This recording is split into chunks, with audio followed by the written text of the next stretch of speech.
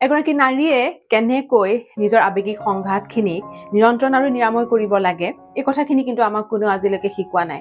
যিহেতু এগৰাকী নাৰীয়ে নিজৰ কালচোৱাত বিভিন্নটা ৰোল প্লে কৰিব লগা হয়, সেয়েহে তেওঁ বিভিন্ন সময়ত আৱেগিক সংঘাতৰ মাজেৰে পাৰ হয় আৰু এটা সময় আহি পৰে য'ত তেওঁ সকলোৰে কাৰণে কৰি তেওঁ ভাগৰুৱা হৈ পৰে।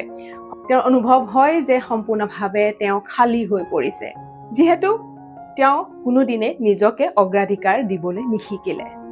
নমস্কাৰ, মই কস্তুৰী মহন্ত, মই এগৰাকী মেণ্টেল ৱেলনেছ কোচ।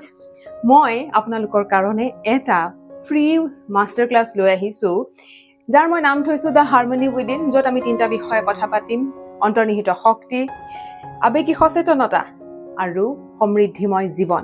এই 3টা বিষয়ে যদি আপোনাৰ জীৱনৰ কাৰণে প্ৰয়োজন বুলি ভাবে এগৰাকী নাৰী হিচাপে, তেনেহ'লে আজিয়ে তলত দিয়া লিংকত ক্লিক কৰি মোৰ হোৱাটছএপ গ্ৰুপটোত জইন কৰি থওক আৰু মই আপোনাক আমাৰ সেই ৱেবিনাৰটোত লগ পাম। Thank you so' much.